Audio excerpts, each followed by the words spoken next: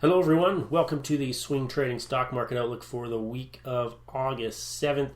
It's been pretty easy going up until this last week. We had a bit of a pullback and I had been fully long, leveraged even, and last week closed out almost everything back to cash, so waiting to see how this unfolds. We'll get to that in just a second. So each week I go through the same process, just looking at how the indices are doing, how overall market health is, and that lets me know how aggressive I want to be in deploying my swing trading capital. So we look at overall conditions. That's basically the first step in my process. That determines whether I'm going to be looking at buying and selling individual stocks. And then we look at the patterns and the triggers for actual trades if there are some setups.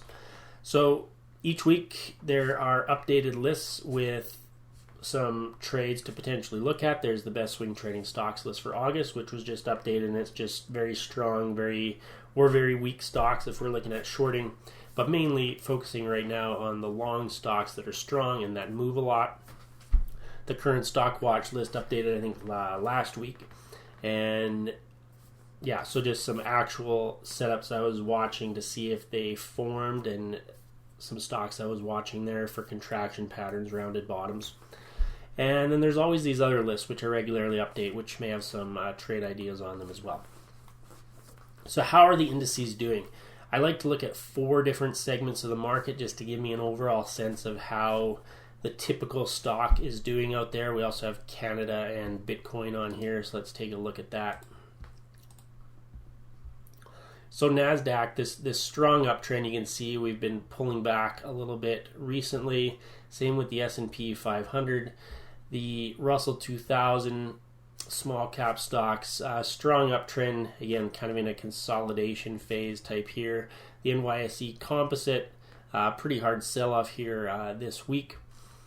But I've pulled up some numbers here just to get a sense of the pullbacks we've seen so far in this rally, which started late 2022. So this first drop, that would have only been about 2 or 3%, this first one, but it ultimately ended up being about 8%. This one ended up being about 9%. Again, that first drop being about 2 or 3%. And then we've had lots of these little 2%, 3% drops, and we are still in that area. We're at about 2.7%. I didn't put these at exact highs and lows, I just kind of threw them on the chart, but they give you a pretty good estimate of that 3% area. Seems to be where recent pullbacks have stopped. If the pullback has continued, this has been what we've been looking at, 8 to 9%.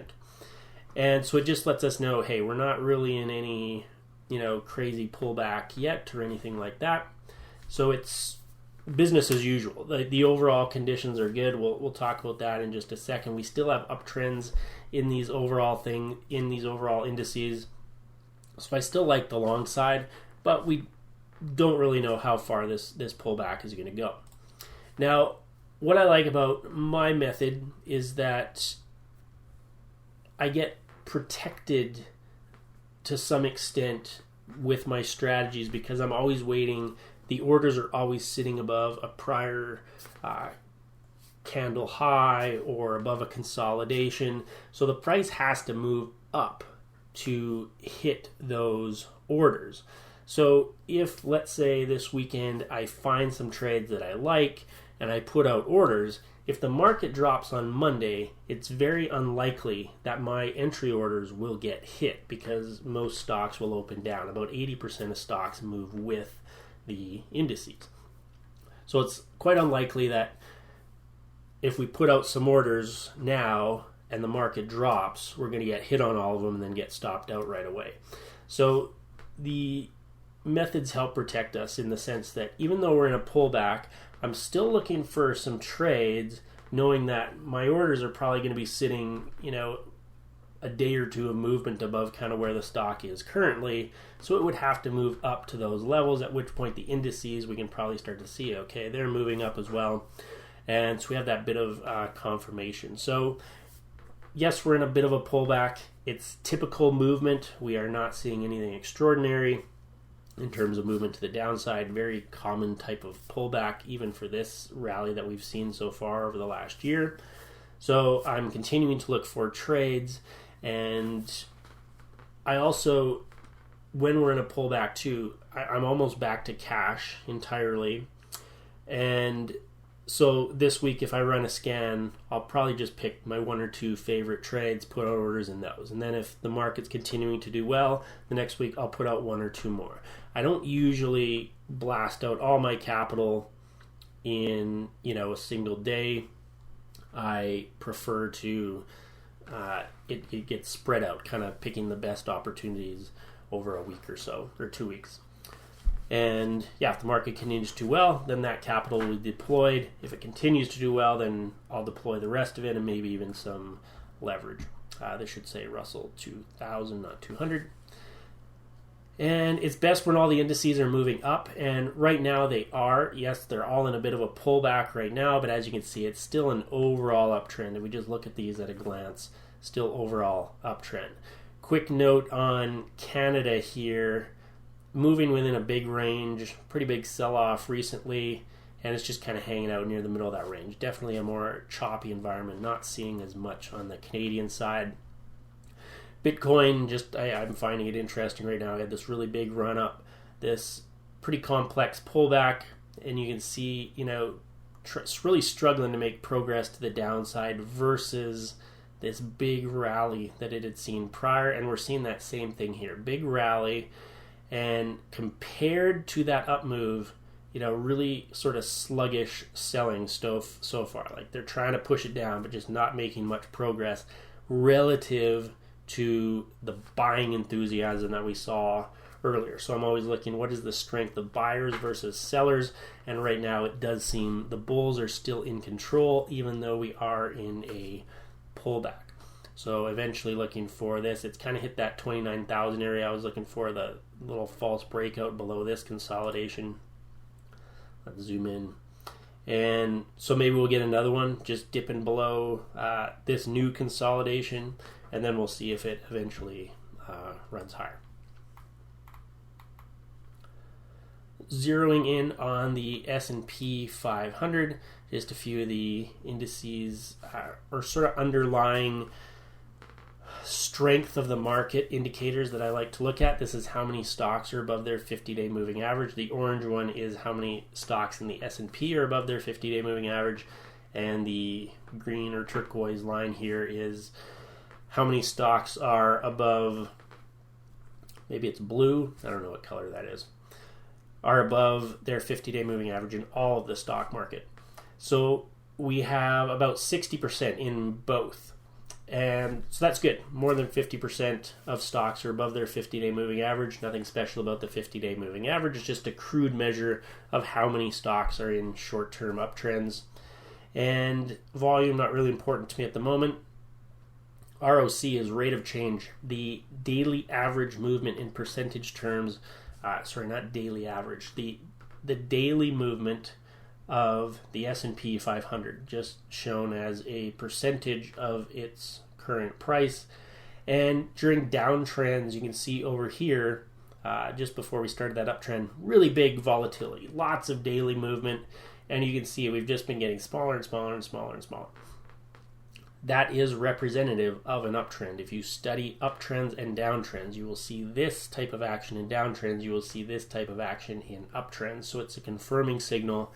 Low volatility environment, that's what we want to see in uptrends. So far this is good as well. NYSE advanced decline line, how many stocks are advancing versus declining as a cumulative number, and it has been tracking higher. Even with this decline, it is still holding up pretty well. It hasn't really started to turn lower. So this is actually showing a bit of a positive divergence in that it is holding up well while the indices are not, meaning lots of stocks are advancing even while the indices are declining a bit, because indices tend to be heavy towards certain types of stocks. This kind of shows the underlying of what most stocks are doing. This is based on the NYSE, which holds a wide array of stocks from different industries, different sizes. This is upside versus total volume. Nothing important there at the moment. We're only looking at extreme values, either up at this top black line or this low black line. We haven't had anything below it or above it in a long time. The ultimate indicator is how many quality trade setups there are and how are they working. No problem finding trade setups right now. We've had strong runs to the upside, some beautiful patterns forming, rounded bottoms, contractions, trend channels, all sorts of different types of patterns have been setting up, and a lot of them have been working. Yes, we did have a decline this week. I did close out some trades. I had some get stopped out, or others that I closed out near targets if they hadn't hit them, but they were very close. And that's going to happen. We are always going to get these, moves up, pullback. That's what the market does. But overall, things have been very, very good. And hey, that tells me as long as it stays that way, I'm willing to keep deploying capital. Sectors on the move. Again, this isn't super important. I just run a scan usually.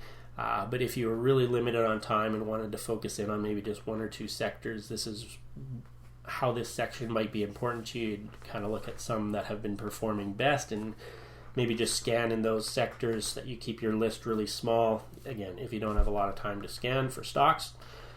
So energy really surging over the last month, and the best over the last week had a little bit of improvement. But overall, pretty much nothing really performed well this past week. Over the last month, energy, basic materials, financials, and financials holding up pretty well over the last 3 months as well.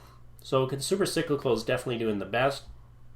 Basic materials, financials, and energy moving up. Technology definitely smoked this week, not doing so well over the last month, and one of the best performers over the last 3 months. So I think technology will probably see a resurgence, but it is definitely in a bit of a pullback at the moment. So I never rule out technology. It's a big, tends to have lots of movement in that sector. So definitely keep an eye on technology as well. And big sector as well. So there's always going to be stocks that are moving well within it. But these are the ones that have been performing well since last week. These are the ones that are holding up pretty well. So what am I doing right now? If I see setups I like and they trigger, I'm going to keep deploying capital on swing trades. Conditions are good. I am aware that we are in a pullback in the indices. I'm not concerned about it yet. It is typical movement. We only dropped about 3%, which is about what quite a few of the pullbacks we've seen in this rally have dropped before we started moving higher. It could go lower, 8-10%. We don't know. But that's also why I like the methods. We're waiting for the price to move up before we're getting into any trades. I also day trade the Euro USD and I day trade stocks. So I'm a little bit diversified in that sense. If nothing comes up or I don't get triggered into any swing trades, no big deal. I have income coming in from the day trading as well. I also like to passively invest, which I've talked about. And that's just putting some money into index ETFs just every month, just no matter whether it goes up or down. Don't really worry about the overall direction. And I like just doing that. You're going to capture your 10% a year historical average. Not that every year is 10%. Sometimes you make 20%. Sometimes you lose 20%. Sometimes you're up 30%. But averaged out over the last 100 years, it's worked out to about 10%. And that just sits in the background and compound. So I like to do that. That way, kind of no matter what the market does, you're covered. If the market goes up and you're not involved, you have some passively invested funds. If the market's not quite good for swing trading, you can make some money day trading. No matter what, you're covered. So that is your swing trading stock market outlook for the week of August 7th. Have a great week out there.